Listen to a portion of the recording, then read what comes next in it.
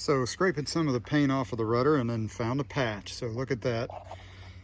It looks like they tried to affect the patch with some damage right in there with just fairing compound. So I think I'm going to just grind all that out and fiberglass it in.